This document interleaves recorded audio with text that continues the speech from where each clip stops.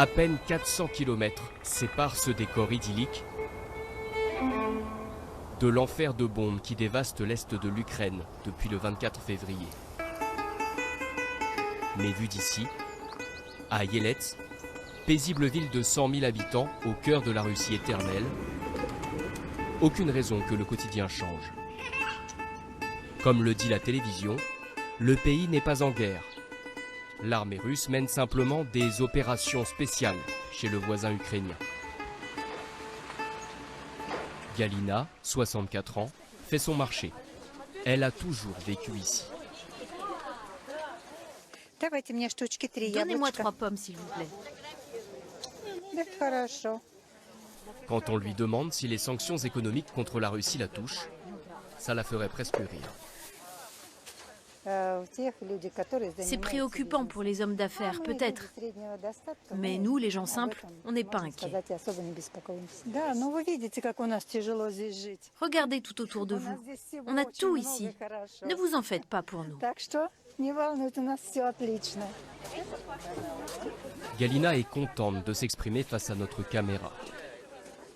Car elle ne comprend pas que la France soutienne le pouvoir ukrainien. Dans son univers, les rôles sont pourtant clairs.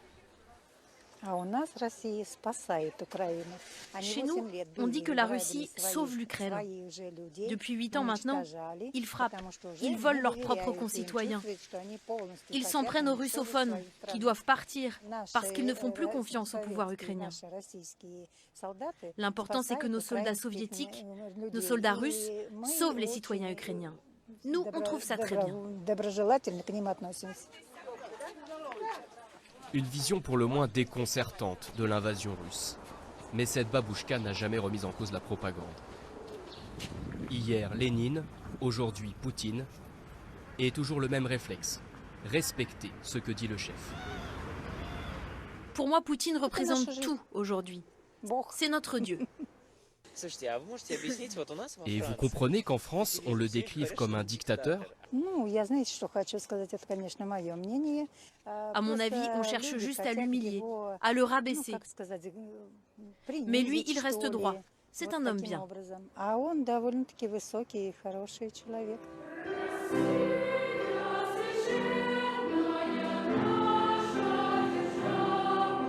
Vladimir Poutine a renvoyé les soldats se battre contre les nazis en Ukraine. C'est le récit officiel. Le président convoque l'histoire, la victoire de l'armée rouge sur l'Allemagne hitlérienne. Ce patriotisme, Stanislav Korenev le transmet aux enfants depuis 45 ans. Il dirige le chœur académique de Yelets.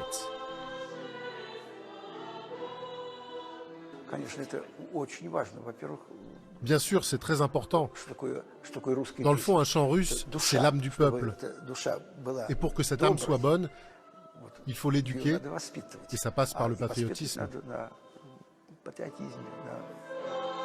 Comme Galina, comme la majorité des habitants de cette ville, il soutient l'intervention russe. Dans mon cercle d'amis, de proches, oui, on en parle beaucoup, parce que ça concerne tout le monde. Mais personne ne critique. C'est un soutien total aux autorités. Je n'ai rencontré personne qui juge mal cette opération. L'homme est catégorique. Grossit-il le trait devant notre caméra? Impossible de le savoir.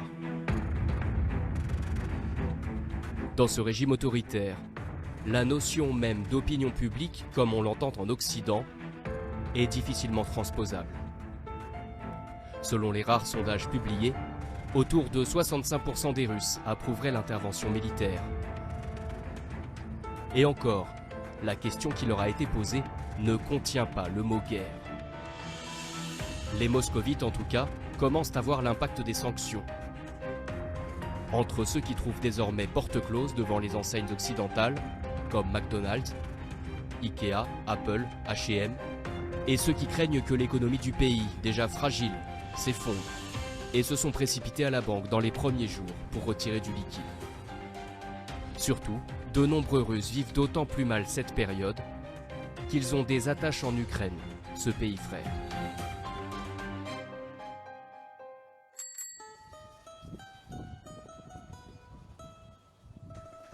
C'est le cas d'Alexandre et Julia, qui nous reçoivent chez eux, dans le centre de la capitale. Un couple de la classe moyenne. Elle est professeure de musique, lui accordeur de piano. Alexandre essaie de joindre son père, qui se retrouve coincé, à 74 ans, au milieu des combats en Ukraine, où il vit. Il ne répond pas. Ça fait 2 jours qu'il n'est pas connecté au réseau. Son dernier message, il disait « Aujourd'hui, record d'alerte au bombardement, à 7h, 13h et 18h. » Et comment fait-il pour se mettre en sécurité? Il descend dans la cave. Là, il y a un problème technique pour le joindre, mais ses proches m'ont dit qu'il allait bien. Alexandre est évidemment inquiet et il semble un peu perdu. D'après lui, son père ne sait pas quel camp bombarde sa ville. Il n'a pas d'informations précises sur ce qui se passe. Il entend surtout des bruits, des rumeurs, qui sont souvent démenties ensuite. Donc il ne sait pas trop à quoi s'en tenir. Cette confusion sur les événements en cours est frappante quand on discute avec le couple. Alexandre et Julia soutiennent-ils ou non l'opération? Nous leur posons la question plusieurs fois, sans obtenir de réponse claire. C'est compliqué. C'est une question à laquelle il est impossible de répondre oui ou non de façon tranchée. Dire nous soutenons, c'est dire que c'est bien à 100%. Or, il y a des gens qui meurent, donc dire je soutiens, ça serait être d'accord avec le fait qu'ils soient tués. Mais d'un autre côté, dire je ne soutiens pas l'intervention russe, au final, c'est accepter que l'Ukraine, mon pays d'origine, soit notre ennemi. Car en fait, c'est comme ça que l'Ukraine voit la Russie aujourd'hui, comme un ennemi. Un raisonnement alambiqué qui reprend en fait les arguments de Vladimir Poutine. Les vrais agresseurs, selon eux, ce sont les nationalistes ukrainiens, coupables de vouloir séparer les deux peuples. L'armée russe interviendrait comme force pacificatrice. Pourquoi Alexandre et Julia sont-ils si sensibles à la rhétorique du Kremlin, alors qu'ils n'ont rien de militants extrémistes? Nous allons mieux comprendre en leur montrant cette photo qui a fait le tour du monde. Ah, je l'ai vue celle-là. Une femme enceinte, évacuée après le bombardement de la maternité de Marioupol par l'armée russe. Celle-là est connue. C'est la jeune femme qui aurait donné naissance dans une maternité détruite. C'est une mannequin photo connue, une blogueuse beauté, qui a posé pour cette image à Marioupol. C'était il y a longtemps. C'est un fake. Oui, c'est une blogueuse beauté sur Instagram. Julia et Alexandre sont persuadés avoir déjoué une intox du camp ukrainien. Ils ne réalisent pas qu'ils sont en fait victimes d'une opération de désinformation du pouvoir russe diffusée sur les réseaux sociaux. Car la femme sur la photo est bien morte avec son bébé. Et il ne s'agit pas de l'influenceuse enceinte, victime par ailleurs du même bombardement.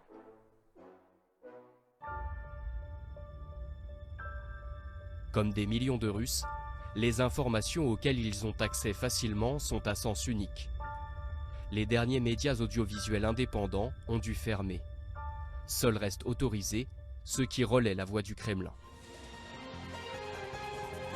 À la télévision, toute la journée, ce sont les forces ukrainiennes qui s'en prennent à leur propre population. Voici les informations sur la première chaîne. Bonjour. À Donetsk, à nouveau des bombardements des forces ukrainiennes. Cette fois, c'est une école et un jardin d'enfants qui ont été touchés. Une femme est morte à la suite de cette attaque. Situation humanitaire difficile à Tchernigov. 120 000 personnes y sont bloquées. Les nationalistes ukrainiens ne les autorisent pas à quitter la ville. Parmi les chaînes de télé sur lesquelles Vladimir Poutine peut compter pour sa propagande, Tsargrad TV. Elle a été créée en 2015, appartient à l'un de ses proches et rassemble 700 000 téléspectateurs par jour. Son présentateur vedette, c'est lui, à gauche de l'image, Yuri Pronko, 48 ans, qui anime une émission quotidienne.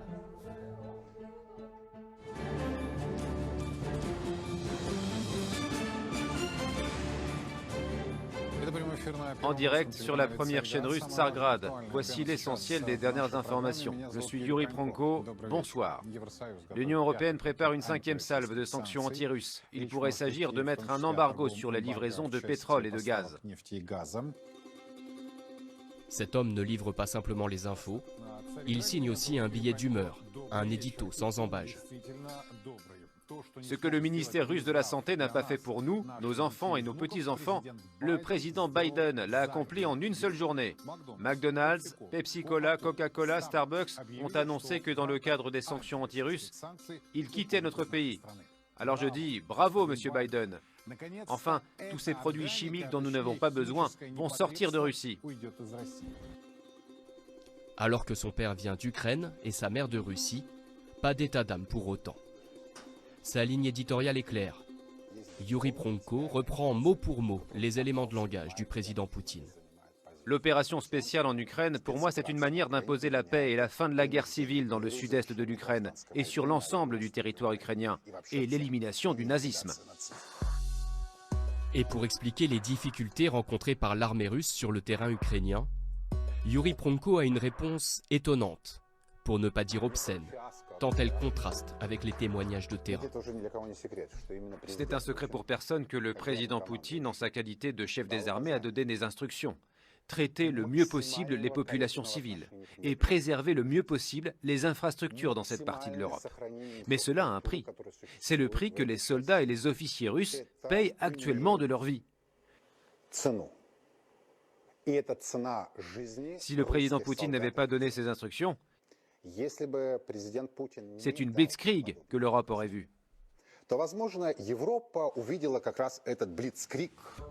Son opinion est tout aussi tranchée sur les journalistes russes qui dénoncent la censure dont ils font l'objet sur d'autres chaînes. C'est le cas de cette femme de 43 ans, Marina Ovsianikova, employée de la première chaîne de télévision publique russe. Le 14 mars, en brandissant cette pancarte, elle est devenue mondialement célèbre.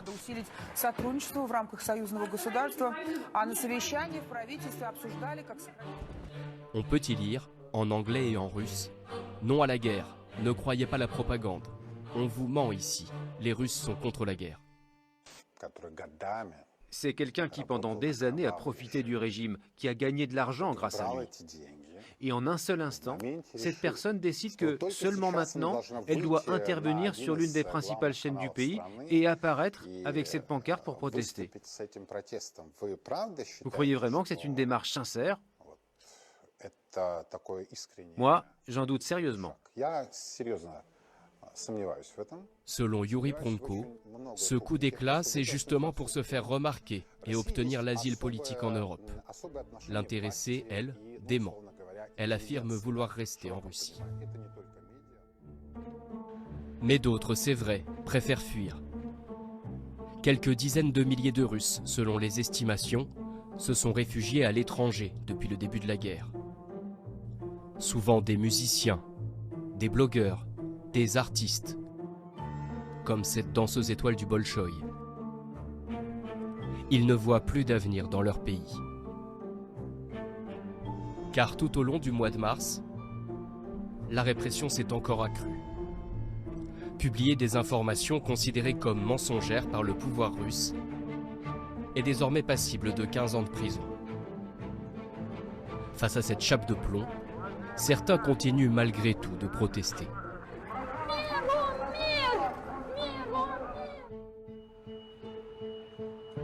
Nous avons donné rendez-vous à un de ces activistes opposés à l'invasion russe dans un hôtel. Le jeune homme est un partisan d'Alexeï Navalny.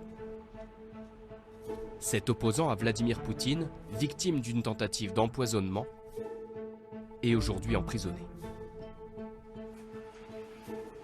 Pour avoir participé à une manifestation illégale, notre interlocuteur a lui-même passé 40 jours en détention l'an dernier. Il s'exprime à visage caché, par précaution.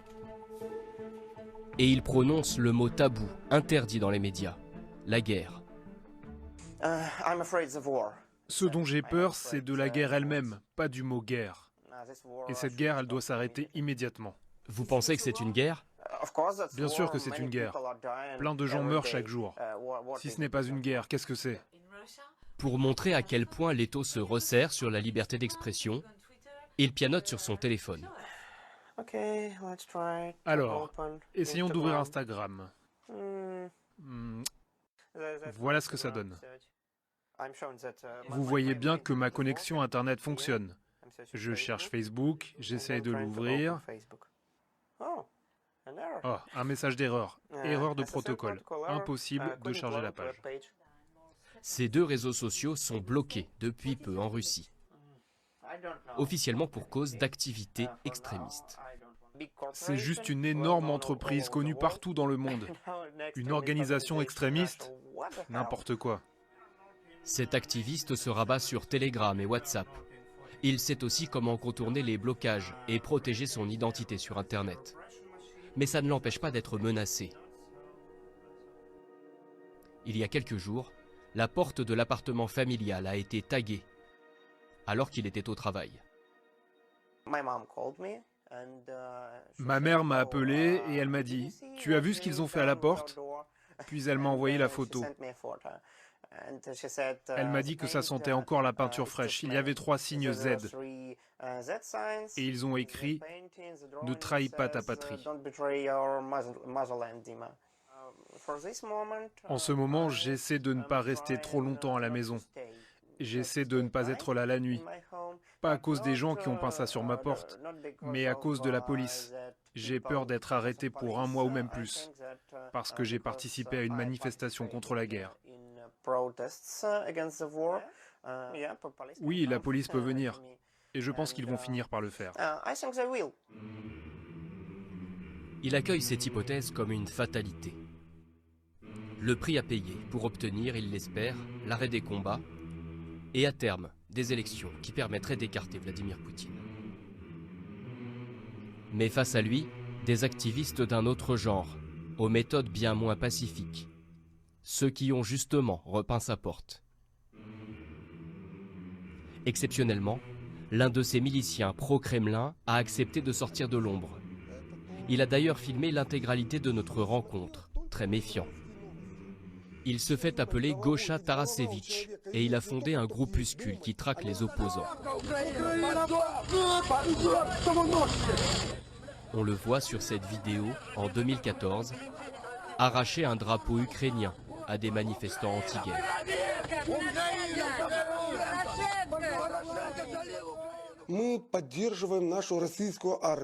Nous soutenons notre armée russe. Bien sûr, ça peut paraître dérisoire, car la guerre a lieu là-bas. Mais on pense qu'il faut du soutien ici aussi. C'est pour ça qu'on colle des autocollants Z.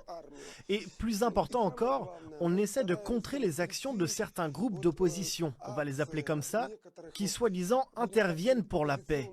C'est un joli mot, la paix avec l'Ukraine. Nous aussi, nous sommes pour la paix.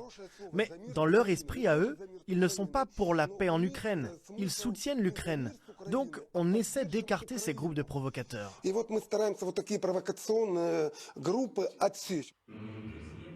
Parmi ses ennemis fantasmés, pêle-mêle, les banquiers, les libéraux, les homosexuels, dans une curieuse inversion des valeurs, cet adepte du coup de poing n'hésite pourtant pas à se présenter comme antifasciste.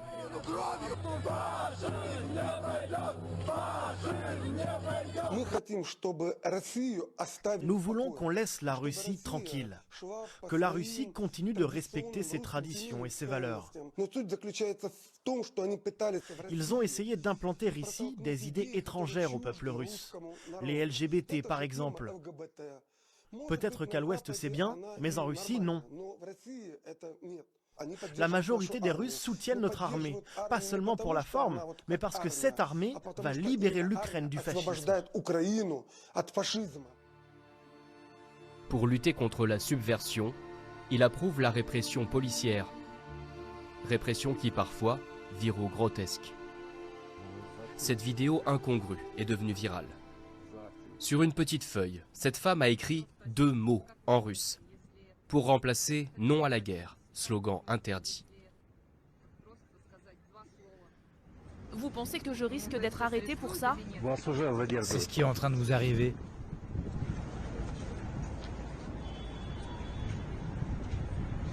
C'est complètement fou. Vous avez vu ça? Et vous filmez seulement l'opposition? On filme tout le monde. Ah, tout le monde. Et si quelqu'un a une opinion différente, vous le filmez aussi? Bien sûr, on filme tout le monde. Cette passante, elle, soutient la guerre. Elle se pense donc à l'abri, à tort. Moi, je suis tout à fait d'accord avec... La police anti-émeute interpelle tous ceux qui s'attardent un peu trop. Ce qui se passe ensuite dépend de la décision d'un juge.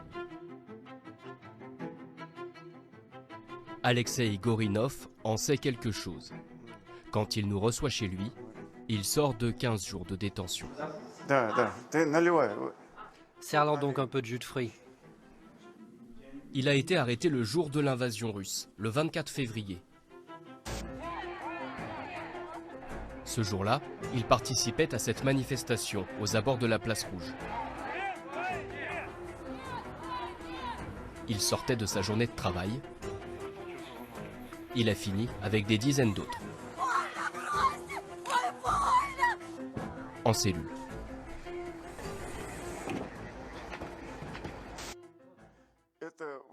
Cette photo, je l'ai prise dans le panier à salade.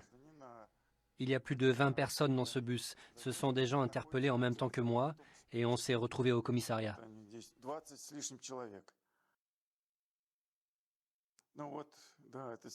Et celle-ci, c'était à l'intérieur du poste de police. Quand les policiers sont sortis de la salle où on était, nous avons retourné le portrait de Poutine. Sachant qu'il est fou, c'est assez logique de le mettre la tête en bas. Les policiers n'ont rien remarqué. Quand on a quitté la salle, le portrait était toujours à l'envers. Une touche d'humour potache dans des circonstances tragiques. Alexei Gorinov mesure pourtant les risques. Juriste, élu municipal d'un quartier de Moscou, il a essayé il y a plusieurs années de lancer un parti d'opposition que les autorités ont toujours refusé d'enregistrer. Malgré le durcissement du régime, il assure qu'il n'a pas peur.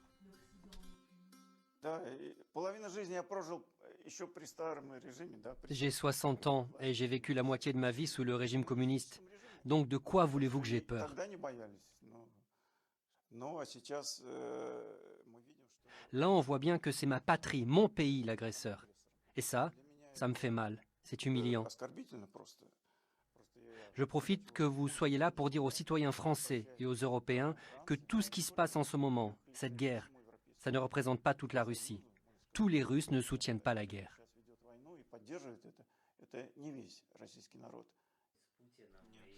Cet homme est l'un des rares à oser aujourd'hui dire ce qu'il pense, sans détour. Bien sûr que Vladimir Poutine est un dictateur. Il n'y a qu'à voir comment il se comporte. Même si je ne l'ai jamais rencontré à personne, et c'est aussi bien comme ça. Le régime s'est replié sur lui-même. Il n'est plus possible de faire des élections. On ne peut pas le destituer ou faire la révolution, car c'est impossible de l'atteindre. Alors comment on va se sortir de tout ça? Je ne sais pas. Vladimir Poutine est au pouvoir depuis 22 ans. Suite à une modification de la Constitution, il peut en théorie rester au Kremlin jusqu'en 2036, à moins que les difficultés rencontrées par ses opérations spéciales en Ukraine ne viennent contrecarrer ses plans.